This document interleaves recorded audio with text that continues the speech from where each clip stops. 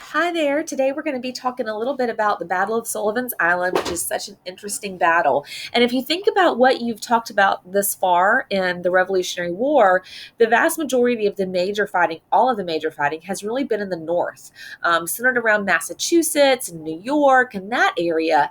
And the British start to realize we got to change things up. They realize that if they have a chance of beating these patriots, right, these peasants who are revolting against the king, then they have to do something majorly different. And so they focus their eyes on Charleston.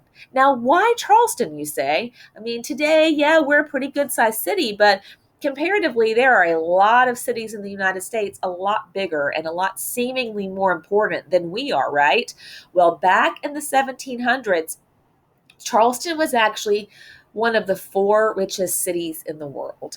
And so when you talked about London and Paris, you also would have Charleston in that next breath, okay? So well up until the Civil War in 1860 to 1864, Charleston is one of the richest cities in the world. And all of that wealth, if you think back to when you talked about people for settling here, all of that wealth was coming from those cash crops, right? Think about it. Indigo, remember that? Indigo, the dye that we got from indigo, and of course, eventually cotton as well, and Carolina gold rice. So all of these crops are bringing in such wealth to this area, and the British start to realize we've got to change our focus. We need to go south. And so that happens in 1776 on Sullivan's Island. And Sullivan's Island, of course, is not too far from us at all. If you look at this map right here, this shows you the southeast United States, and you can always find Florida pretty easily because it's a peninsula. Okay. Um, and then you have north of that is the state of Georgia, and back then it was the colony of Georgia. And then you had South Carolina. And Sullivan's Island is this red dot right here. And we're not too much further inland. If you've never been to Sullivan's Island, you can get there in 30 to 45 minutes usually. And of course, a lot of you have probably been to Isle of Palms. So if you look at this map over here, and this map was drawn a long time ago during the Revolutionary times, and you see this island up here called Long Island. That's actually today the Isle of Palms. And then down here is Sullivan's Island. And this is where the British are going to attack. Now, why would they attack there? Well, because downtown Charleston is right over here. Okay, guys? So at the end, at the southern tip of Sullivan's Island was a fort, Fort Moultrie. There were lots of revolutionaries stationed there, right? Led by lots of important people.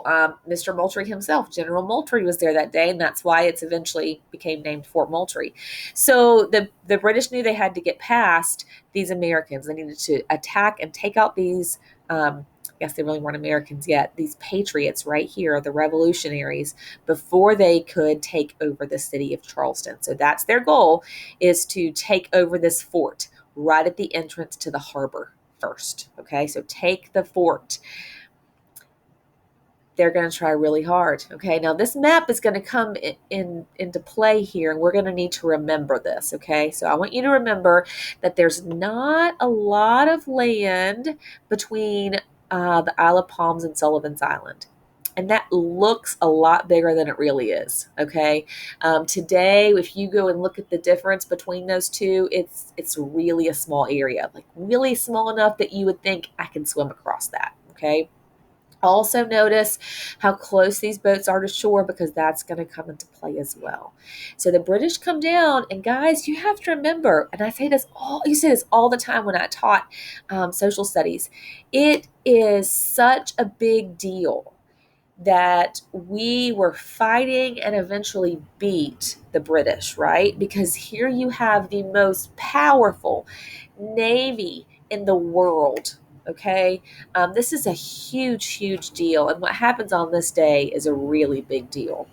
So the British are going to run into a number of problems on this day that really play in the advantage, that really help out the Patriots. And the first thing that happens is the water was too deep to wade across. If you think back to that map I just showed you, and I said, if you went today, you would think, oh, I can swim across that. Well, what the British had planned to do was they snuck some soldiers in at Long Island, and the plan was that they were going to wade across or walk through the water from Long Island to Isle of Palms.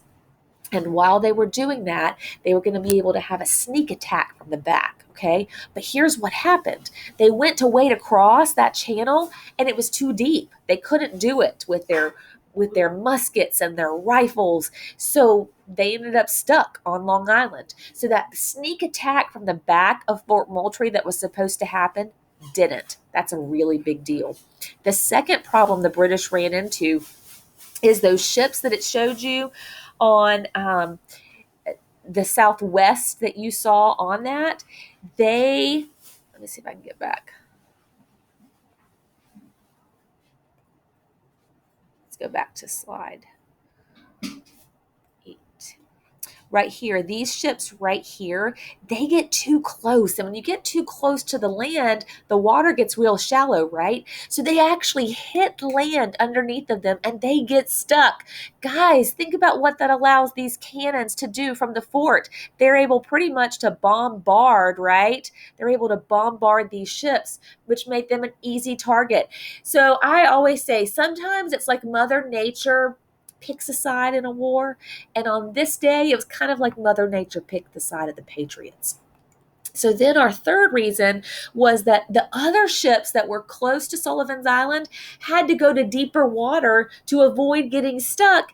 And that placed them right in front of American cannons. Again, guys, third strike against Mother Nature, just not working out well. And the fourth, we usually say 3 strikes, you're out, right? But today for the British, it's 4 strikes and you're out. And this is what made the palmetto tree so famous. So if you look at our state flag, right, think about our blue state flag in your mind, and it has the white crescent moon and it has the white palmetto tree in it.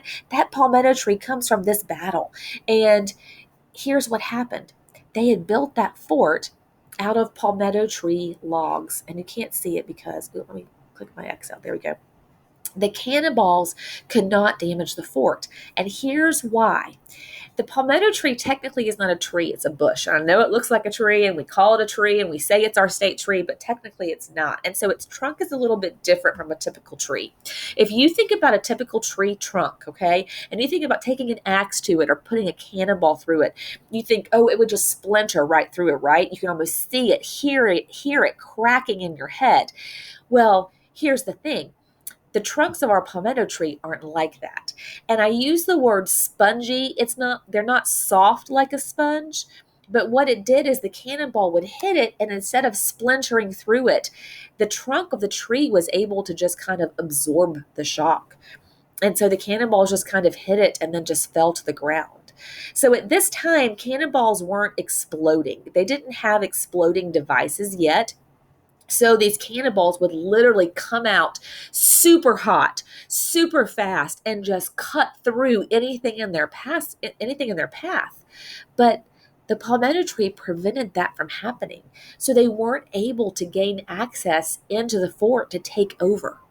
Guys, this is amazing because in a number of hours, I want you to think about that. In a number of hours, these peasant rebels had been able to send the most powerful military in the world packing and back up to Boston. And the British would not come south again for years. That is what a big victory this is for the Patriots. This is a huge, massive win for the Patriots. It's kind of amazing. And one of our heroes of the day was a man named William Jasper. And if you look at this coin, this is actually a quarter. So we have our quarters these days, and they've been doing the 50 states. So every state had a different quarter, and now they've gone back and made quarters for important events. And the important event they picked for South Carolina was this day, this Battle of Sullivan's Island. And at one point in time, the Carolina flag, you can see at that time it was just the crescent moon. There was no palmetto tree on it yet because this battle hadn't happened. And the flag falls from the fort, and William Jasper climbs over the side of the fort into gunfire, into to rifle fire, and he retrieves the flag and puts it back where it stood. And so he was seen as a hero. And of course, it's a really big deal to have your flag flying over your fort, because if your flag falls, that's a sign that the enemy is in the process of taking over that fort. So it was a really huge deal. So when we think back, guys, to the Battle of Sullivan's Island, it's a big day because the British had decided, let's look south, let's go after Charleston, and in a number of hours we prevented them from doing that, and they went back to Boston and refocused on the north for years, guys. But eventually they're going to realize we can't beat the Patriots unless we go south. So that's kind of some foreshadowing as to what's coming up.